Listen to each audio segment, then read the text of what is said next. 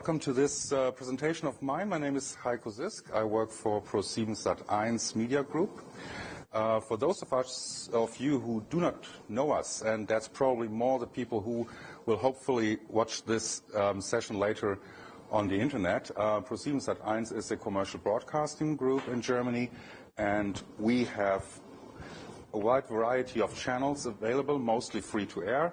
So we would be what in America you would probably call a network TV station, or somebody who started in very ordinary, typical, classic, old-style commercial television.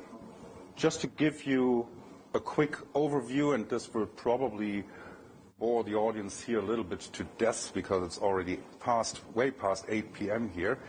But anyway, just to give you a brief overview, what's our company about.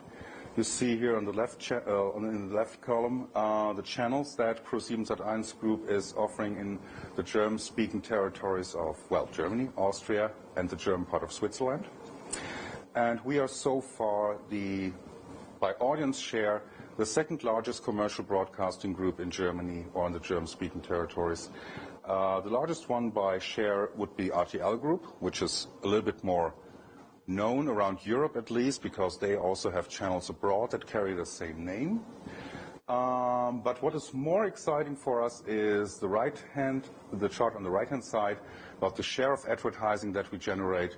So there you can see that the channels that belong to our group generate more than 44% of the advertising revenue from television in Germany. So in this field, we are the market leader. But this is also only the first step that I would like to talk about this evening. The other quite important pillar of business activities for us would be our so-called digital and adjacent. That is what D&A stands for. Digital is quite self-explanatory. This is mostly digital entertainment, VOD, maybe pay VOD or free VOD, but also a large chunk of that part of our business goes to browser games, which has become quite an important field of activities for us. And on the right-hand side, which you can actually see, is a field that is labeled digital commerce, and I will come to all of this a bit later. So just to give you the overview, where we have a couple of activities, mostly in the online sphere, where we have so far succeeded in developing synergies between our old business and transferring that into the new business. And that's what it's all about, at least from our point of view, that we have a lot of strengths in our old business, which was television, and what we try now in the next years or the next decade or the ongoing years will be to transfer this strength from television into digital economy, digital entertainment, and other adjacent businesses that can benefit from our success in TV. Well, what we read probably at least once a year is that television is dead. And we got quite used to that because it has somehow more become a fashion to say this, because if we look at the figures, the total usage in Germany, these figures are for the German market, by the way, the figures show us that the TV usage or the video usage is still increasing and increasing quite rapidly, because what is really important for us is not that people go to their television set and turn on the television set, because we don't manufacture television sets. We don't care about television sets. We care about the content that is delivered. And this content is now delivered via two streams mostly, and one is still television, obviously, and the other is online. No matter how online, in what way, to what device, we actually don't care. We just care about the total. And the total you can see is that video usage is moving upwards. And in fact, even old-style TV viewing time has remained extremely stable. I mean, this figure starts in 2012 and is projected into 2018. And we are now here in 2014, and you can see virtually no decline during the last 2 years. People are still sitting in front of their televisions in the same length or duration per day than they did the years before. But you will obviously say, well, these are just, well, how to put it mildly, not exactly the digital natives. These are just like old people who cannot get away from their TV, have no access to any kind of modern media, and just sit in front of their television sets. But for the younger generation, everything looks totally different.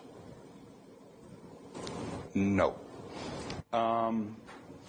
What we see here is less viewing time on ordinary television via ordinary television sets, which is no big surprise because younger audiences have always watched less television than older audiences. TV has been a quite old medium since the beginning. It was never a young medium, so to speak, if you looked at the average of the average age of the average viewer. But what has happened is that online video just like grew, even during the last 2 years, substantially, and is now not only compensating the time that is watched less on regular television sets, but in fact will lead to a much higher total if you sum these up. So for us, actually, it couldn't be any better than it is now to have online video via so many channels, via on-demand, via tablet PCs, via consoles, via mobile phones, etc. This actually is saving our business, by the way, that this is happening. But still, if we look at the total viewing time, and this is sort of a two-dimensional chart that is supposed to show if you can still see this, how much viewing time there is in hours per month. This you see on the bottom, horizontally. And vertically, you see how many households or people this medium actually reaches. So what is quite interesting is that, well, television is still the huge block in the back. So this is watched more than 120 hours per month, and you can reach 100%, almost 100%, 99 to 98% of the population with television. Also with commercial television, you can reach this. Then we have the internet. This is sort of the grayish brick here that is sitting on the left. You have quite a high reach there already of, I would say, 80% of the population, but still the average time that it is used isn't even 20 hours per month. And if you then go one step deeper or more in detail and look, for example, at YouTube, because you know that everybody is using YouTube. Everybody is using YouTube all the time, right? Well, in fact, that does not happen. What is happening is that in average, the usage of YouTube, which is just this sort of gray column, is about 2 minutes, I would say 2 hours per month, compared with 120 hours per month for regular television. And it reaches not even 50, YouTube doesn't even reach 50% of the population. And that is quite important, not even for us as a broadcaster, but even more for the industry. Because if you want to show, for example, a commercial for the next, let's say, sale of a big screen TV. Now it's Christmas time, you want to have, like at the huge malls, you want to sell big screen TVs. You have to make this order probably in April in Korea, saying that you expect like 2 times more flat screen TVs, you would like to have them in December in Berlin. Then you have to organize the shipping for the 2nd and 3rd week of December.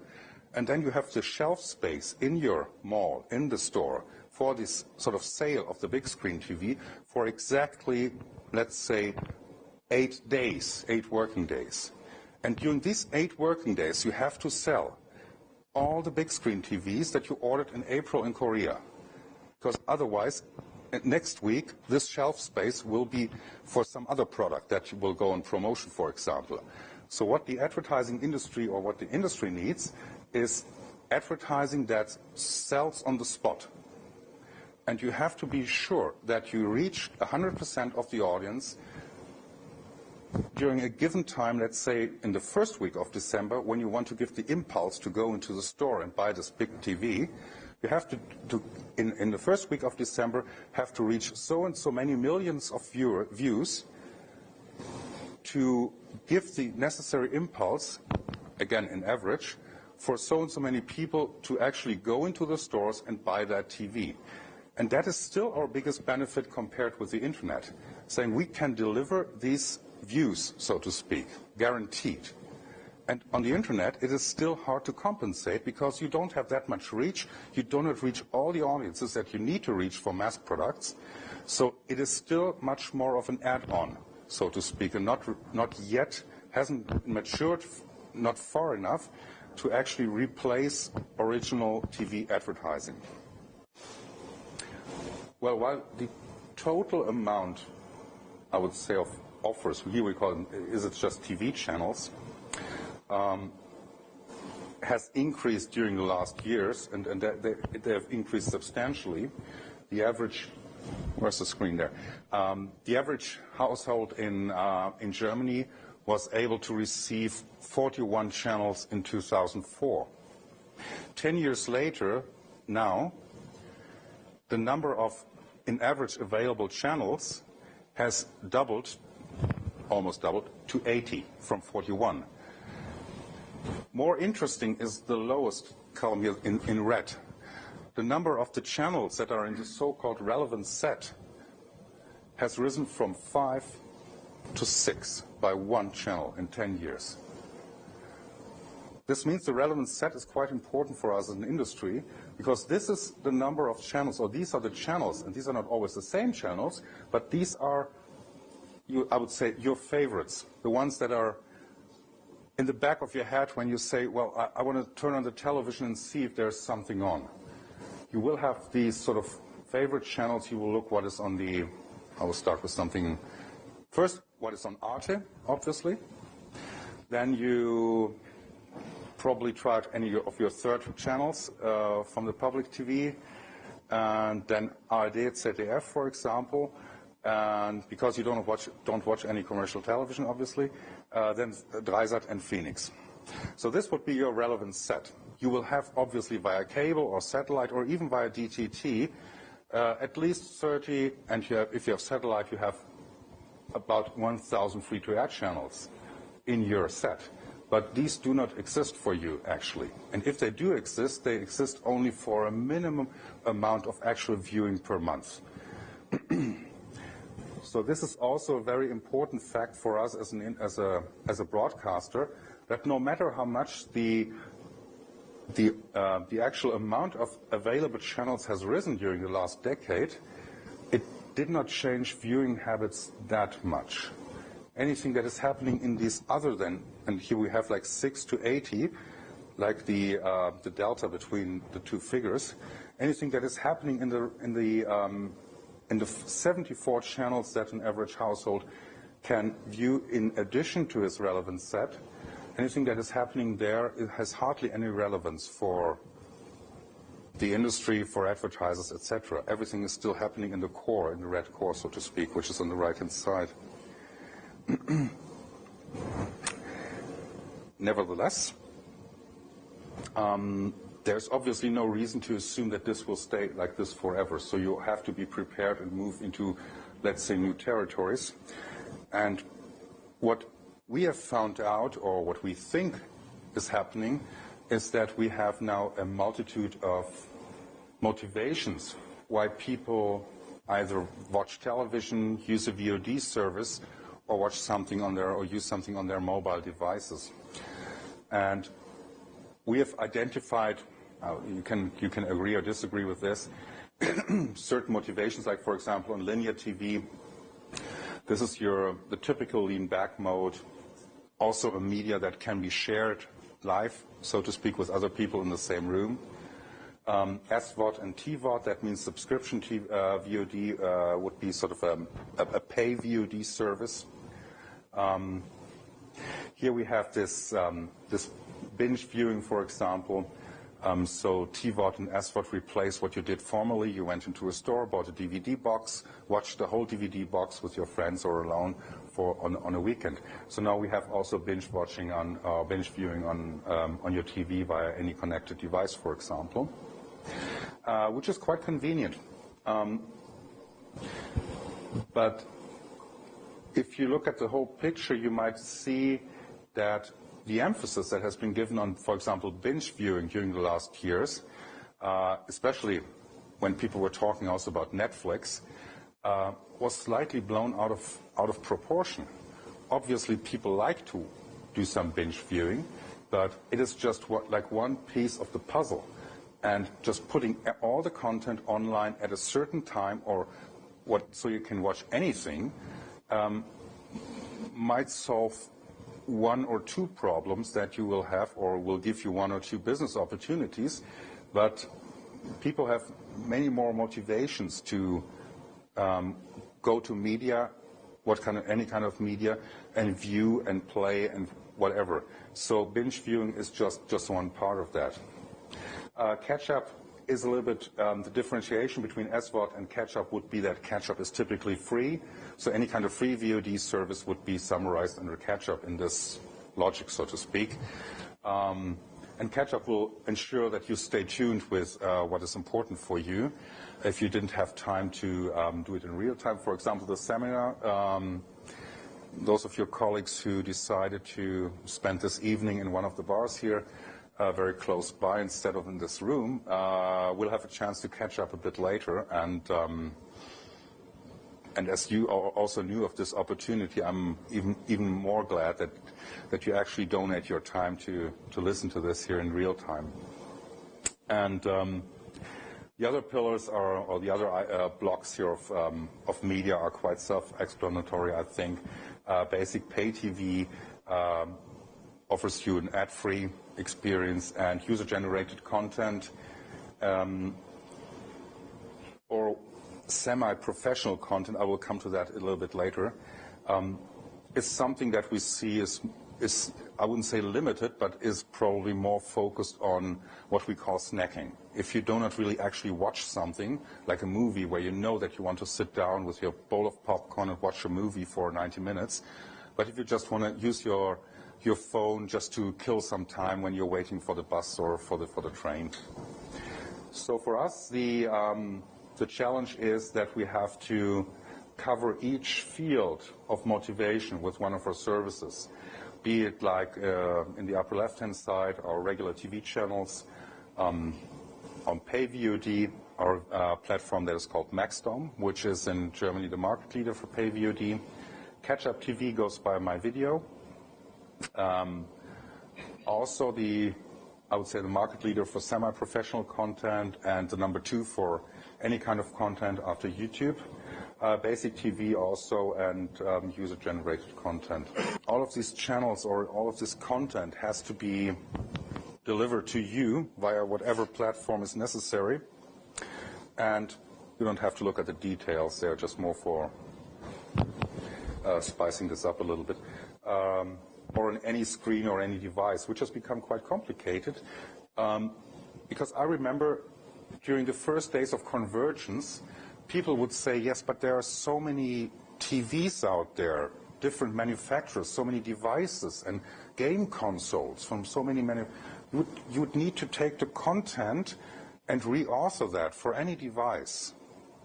And everybody was quite sure that this would be too complicated or not worth the hassle. But in fact, that is what we are doing right now. Not us only, but anybody who wants to play a role now has to take the content and re-author and bring it to any device that people are using. When we think about where's our, let's say, our future of our businesses,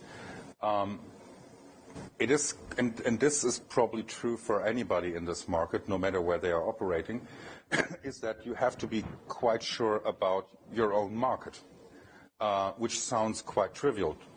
It is trivial, but what most people are doing right now is stare to America and say, this is working in America, Netflix is the big hit in America, so this will happen over here.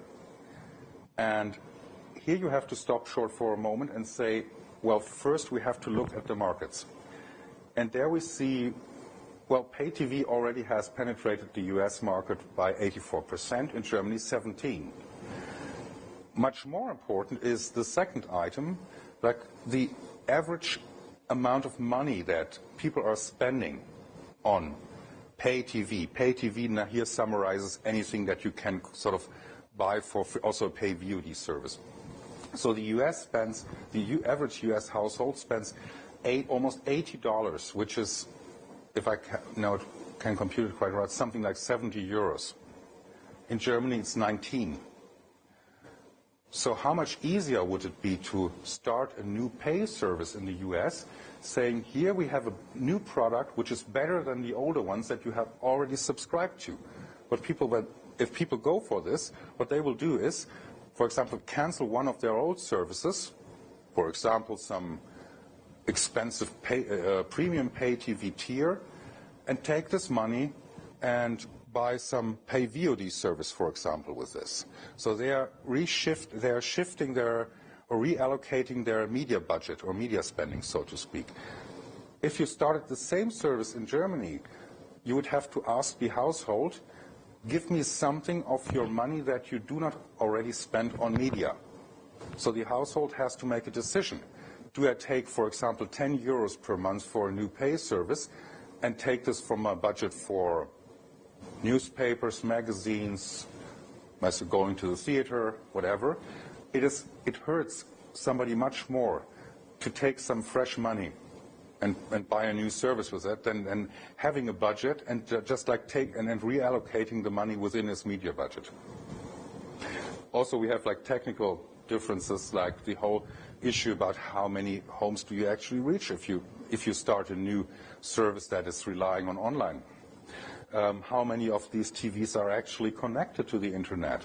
I mean, most of the smart TVs are able to be connected, but in the US it's almost half of the TVs which are actually connected to the internet, and in Germany it's still only 10%. So this also gives you an idea how big your market actually is that you want to invade with your new service. And also we have.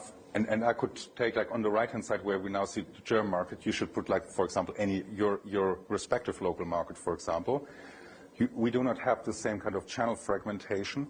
We do not have the same amount of, I would say, well, you may disagree, the same amount of annoyance by advertising on TV, because in the US you would see much more advertising than you would see here. So people would be more inclined to take some money and buy some advertising-free service for that. Be it Netflix, be it a premium pay service. The rest is just like more details that you can probably look at a bit later. So it's not really that important for us here. What this means for us is that we focus on mostly TV to digital synergies, still relying on television as sort of a landmark or the beacon that is transmitting our message, and trying to use this power of television to start new services, mostly on the internet.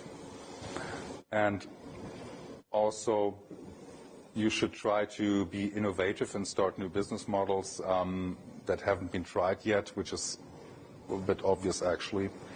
And what has happened, this is for item number 3, what we have seen during the last years is that these small startups have been mushrooming here, which is a good thing, but because the whole economy here, for example, in Germany, hasn't been actually used to this kind of ecosystem, and startup ecosystem is mostly based on failure, not on success, which is fine, which is good, because this is how this works.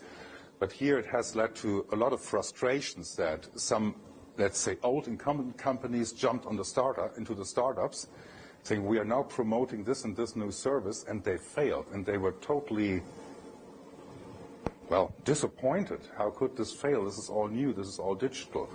And this is also an attitude that the incumbents or the existing big companies in the media have to learn in Germany, that we have to become a little bit more like the US here, and accept failure in these fields of business much more than we did during the past decades. So for us, this means we didn't see many synergies when we looked at the synergy aspect of, for example, taking our productions somewhere and do productions in several languages back to back in the same studio. So this is a central column. But what has shown us the best synergies is this TV to digital, what I was talking about, with advertising cross-promotion. And when I give you a few examples in a minute, this will become probably a little bit clearer. This looks a bit irritating at first view. Here again, there's the most important item here is again number 2. And this is that we have €1 billion worth of what we call idle inventory. Idle inventory is a euphemism for advertising slots that we cannot sell. So we do not have any advertiser out there who's willing to pay money to show his product there. So, but we take this space and show our own products. Otherwise, it would be completely idle. Would have no value for us. The other strategy that we have is the content. That was item 1 here. Free content. It's like 13,000 hours of content and 50,000 hours of of in-house content and 50,000 hours of blockbuster content from the US is what we can use freely. So we can do whatever we want with that because we have the rights. So what you do now is you do not actually recycle it, you reassemble the content. You break down the content to bits and pieces, like from the shows that you actually produce them for, like the breakfast TV show or any kind of news and gossip magazines. And you take the content, like the show, which is like in half an hour, and break it into segments. And put these segments on file and reassemble them and make new formats from that. And voila, suddenly you have a couple hundred program hours that looks quite fresh and that you can put on another channel and reuse that. Which brings us probably to the most, I would say, I think you could say most important development for the actual content that we are producing or that anybody's producing now. You have to be likable and shareable. If TV is only one pillar, it might be a big pillar, but the one pillar that you stand on, you have to spread the message. And what you see right now is that you get many recommendations, for example, on Facebook, where the actual broadcaster is offering a bit of video for you to share, like the funniest segments, the funniest situation in some sort of in a sitcom or in a news show, the most interesting part there, what is happening. So what we are now recruiting is an army of marketeers, because each time when you share now something via Facebook, for example, you do the work for free that we usually had to pay for for our own marketing and advertising. And this has become quite an important element now for anybody in broadcasting, that we now produce our content on purpose in a matter or in a fashion that these sort of shareable segments exist. So you can do, so then in the next step, then you can do our work and share the content for us. And your peers and friends will watch that content and hopefully come back to the original format. And that this works is pretty self-explanatory, again, pretty self-explanatory for us. We are currently on Facebook, the biggest media corporation in Germany with 22 million fans. And our top shows have double-digit million video views now, mostly via recommendation. And this is like connected TV as we now have it on the web. where you have a live stream and you have all the other items like polling, Twitter, polling or voting, social media, news, Twitter, all on one screen. And this is what you probably know already. And also in the free VODs sector, we have become now the #1 for premium content. And premium content is quite new, and I think we kind of started this. Premium content doesn't mean actually professional content. It means that on our platform, My Video, we have been like for many years now, looking at the figures that user-generated content generates in views, obviously. And sometimes you will see certain people who generate many more views with their, let's say, weekly show on whatever, beauty tips, fitness, whatever. And we will approach these, let's say, stars on the platform and ask them if they want to become a so-called web star with us.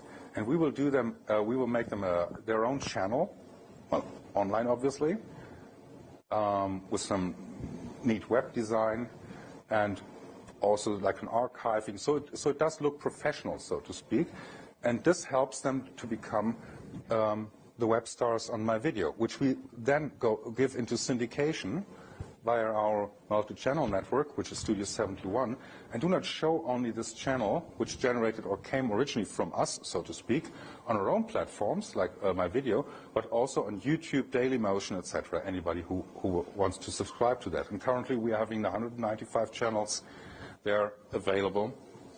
And this is probably a development that has so far not been detected by the, I would say, more mature audience, because hardly anybody who's over the age of 25 knows these web stars. But most people under the age of 25 will know the web stars. So this is next generation television, if you want to see it. But we don't care that it isn't professional television, like with professional stars. That is not really important for us, because if the people in that age bracket want to see that more than professional stars, then they will see that and watch that, and we will give them the offer for that. So now, if you're not quite sure if your strategy has worked, we usually look at the figures saying, well, in 1 year with a multi-channel network, now we come to 200 million monthly video views, which isn't really that bad, which is actually quite good. And as I said, 195 channels are already in syndication on the multi-channel network. And when we come back to the first statement saying that we want to use the power of television to promote these services, we can look if that really works. You cannot really see this, but what we try is that we take these web stars, which have so far only been known, let's say, in the online world, and, for example, put this web star into one of our gossip shows, like in TAF. And during that week, when he was featured on TAF, his video views on the platform tripled. So this shows in a nutshell why we still need television. We use this TV to promote the online service. It sounds quite mundane, actually, but so far not too many other of our competitors have tried it in this way. And each time when we put something from the web on air in a regular TV show, we see the same effect, or mostly I would say, that the video views later rise substantially. And you can also, and this is like the wonders of the internet, you can also look into Google how many people are searching for that person when you put him on the air. So this is for us a good way to promote it. And eventually, and this is our newest product, and would make actually a wonderful Christmas present for, have to somehow try to get a commercial break here in. This is our newest offer, which is now the device. So we are now branding the device and putting all our services on the tablet, from linear TV to Deezer, Maxdome, My Video, probably also games, whatever. Also our shops are there on this one device. And it costs 149 euros, and you get 100 euros free vouchers for our services. So this is for a broadcaster or a content deliverer. Obviously a quite ideal world where you can try to lock in your customers into your own world. So you do not have to leave our, let's say, our galaxy. No matter if you want to watch TV, if you want to see a movie, if you want to go shopping, if you want to need to rent a car or want to travel somewhere, if you want to know what the weather is, you can all get this via one device, which quite sums up what we think will be the key trends in the future, like that you will have to be on a multi-screen, in a multi-screen environment. You can scale these offerings pretty easily internationally. You rely on tech and big data, which is quite important. Big data is that we try to know our customer better by sneaking into your online habits, and the euphemism would be to say giving you more relevant advertising and relevant services. But even the analog world still has its problems or dangers, and not only big data, but there we have to come to a certain agreement, obviously, if we want to use big data to enhance these services. We will obviously have to find a way to interact with the viewer or with the user to find a common understanding what is acceptable behavior in this field and what is not. But this still shows that these are trends that we see more for the future, and so something that is still more or less in its infancy or a bit in the Wild West atmosphere, and we have to talk about this probably quite a lot in the future. This just summarizes the items that I've already talked about, like that we have this idle ad inventory on our TV channels that we can use for our own services, that we have the content that we can reassemble, that we can distribute the content via whatever channel or device that is necessary, and which will lead eventually to your television or your device becoming more or less something like a shopping device, because that is obviously where the money is made from the digital commerce. To give you an idea how we have invested in this, I think you might recognize certain brands here, is that we try to explore the opportunities of digital commerce by going into startup companies and offering them not venture capital, but let's say venture media. Media means advertising time in this sort of logic. So for, let's say, 5% of your shares, you will get 10 million euros worth of advertising time. And does this work? Before we got into, invested into Zalando, which is a quite well-known online shoes retailer in Germany and now more fashion. Before we invested into Zalando, the performance was here. You can barely see that. That was like 10 million euros volume in sales, which is not really that much for a nationwide retailer on the web. And now Zalando has a volume of sales for more than 1 billion euros. And you can see by the red line on the graph what is happening when we started the TV campaign. And I think the Zalando TV campaign is one of the easiest to recognize in Germany. So if somebody says to you, I'll scream for joy, well, in German, obviously, it will have quite good recall values there. The same happened, for example, with Lieferando, which is also a platform we invested our media in. And compared with the so far market leader Pizza.de, by the start when we put this on TV, you could see that people were actually engaging with this brand, and it became more and more popular. So our motivation for investing into digital commerce would not be to look for, let's say, the most outrageous or most whatever new service, but look for startups which can benefit actually from exposure on television through TV advertising. Not each startup does need advertising or TV advertising. Some might be much better off to rely, for example, on online advertising. But if we've identified these startups that we think would benefit especially from television advertising, we invest in those, either for a short time with the prospect of an exit, or in a more strategic fashion, that we try to build what we call digital verticals. I mean, behind this newspeak, the only thing that you say with this is that you take one cluster, for example, like travel, and think what is all necessary for traveling. And eventually, you try to get into each bit that is important for traveling. And if you want to travel somewhere, you probably want to know first, what is the weather there? If I want to go somewhere, I want to go somewhere where it's warm.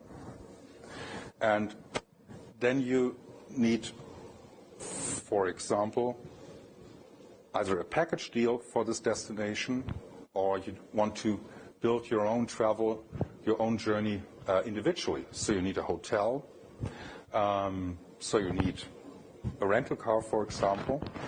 And all these travel-related commerces then form a so-called cluster for us that we try to dominate or become very successful with each of our services. And then if we have succeeded in this, then it would be a fully integrated digital vertical. So far, this has worked quite well with travel.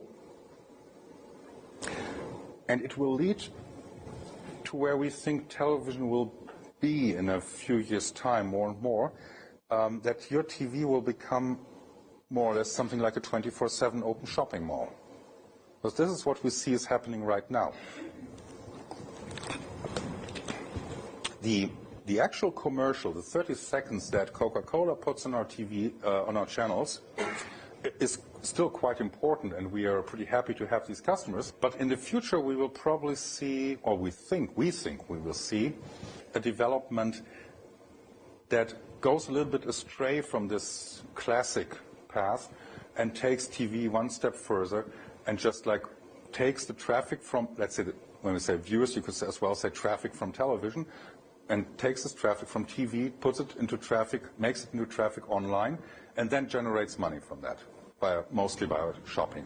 So as I said, travel is the first cluster that we were able to establish. It is now generating a bit more than 140 million euros. These companies. Oh, MyDays is a sort of special event, something that you can also give. Also makes a great Christmas present.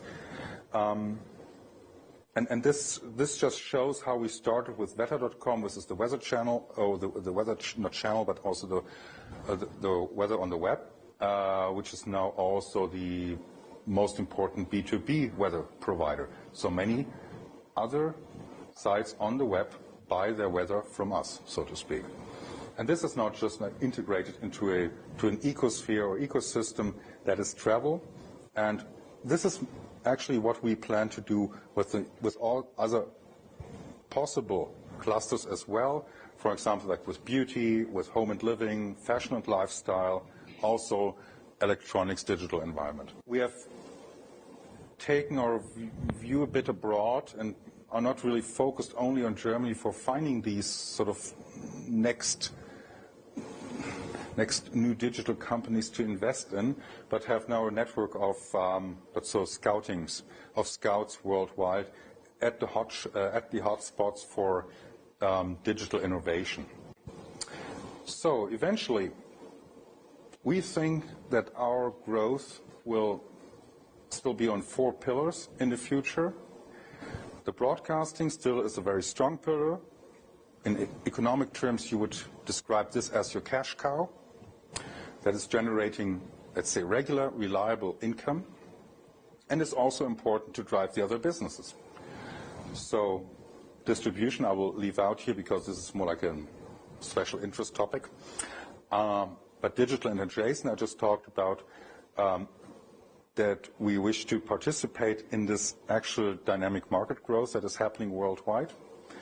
And we think we are quite good in exploiting the now happening convergence of TV and digital commerce, and eventually hope to identify in the future more and more fields of activity, and this will probably be in a development that we will see in the next years, that the whole market will become more and more complicated, more and more niches, and more and more fields of activities will accumulate, and this will be probably a very long path from a regular TV station that had one or two channels to something that is sort of media entertainment, sort of digital economy, sort of whatever, and just has a couple hundred offerings under the same roof. Well, you will probably be there when this will be fully happening in the next 2, 3, 4, 5 years. And from my side, this would bring this to an end. And all that remains now for me is thank Professor Mühl-Benninghaus again for the kind invitation, and you for your attention and patience at this late hour. And, well, thank you very much.